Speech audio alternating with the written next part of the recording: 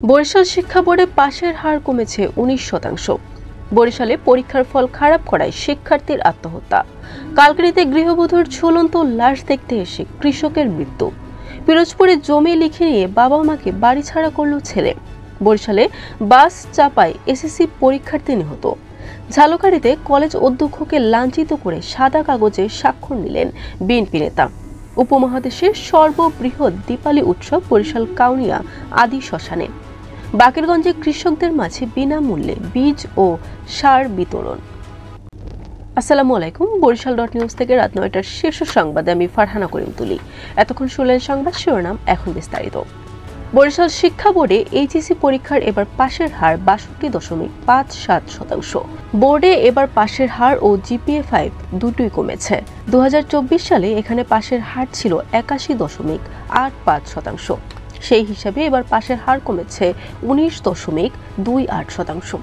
HSC পরীক্ষার ফলাফল আশানুরূপ না হওয়ায় বরিশালের নুসরাত জাহান নাসরিন নামে এক শিক্ষার্থী আত্মহত্যা করেছে। বৃহস্পতিবার দুপুরে বিষয়টি নিশ্চিত করেছেন বরিশাল শেরে-ই-বাংলা মেডিকেল কলেজ হাসপাতালের জরুরি বিভাগের চিকিৎসক আশিস কুমার সাহা।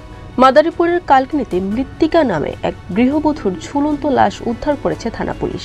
এই লাশ দেখতে এসে দুলাল চৌকিদার নামে এক কৃষক স্ট্রোক করে নিজ বাড়িতে মৃত্যু হয়েছে। পিরোজপুরের নেসারাবাদে এক পাষণ্ড ছেলের বিরুদ্ধে কৌশলে ২২ শতক জমি লিখে নেওয়ার পর মা বাবাকে নির্মমভাবে মারধর ও বাড়ি থেকে বের করে দেওয়ার অভিযোগ উঠেছে। নির্যাতনের শিকার ওই প্রবীণ দম্পতি ১০ দিন নিজ বাড়িতে ফিরতে পারছেন না বলে জানা গেছে।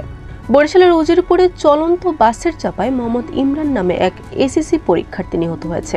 বৃহস্পতিবার দুপুর ১টার দিকে ঢাকা ও বরিশাল মহাসড়কের বীর মুক্তিযোদ্ধা মেজর এম.এ. জলিল সেতুর উপর এ দুর্ঘটনা ঘটে।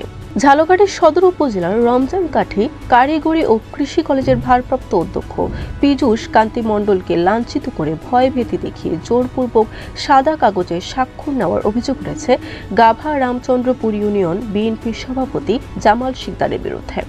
আগামী ১৯শে অক্টোবর শ্মশান দীপালি উৎসব, ২০শে অক্টোবর হবে কালীপূজা।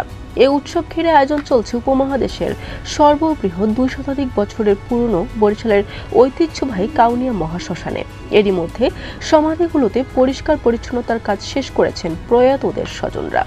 বরিশালের বাকেরগঞ্জ উপজেলায় ২০২৫-২৬ অর্থ বছরে রবি মৌসুম কৃষি প্রণোদনা কর্মসূচির আওতায় ক্ষুদ্র ও প্রান্তিক কৃষকদের মধ্যে বিনামূল্যে শীতকালীন জাতের শাকসবজি, গম, সরিষা, সূর্যমুখী, চীনাবাদাম, মুগ, মসুর, খেসারি ও ফেলুন উৎপাদন বৃদ্ধির জন্য বিনামূল্যে বীজ ও সার বিতরণ করা হয়েছে। বরিশাল.নিউজ।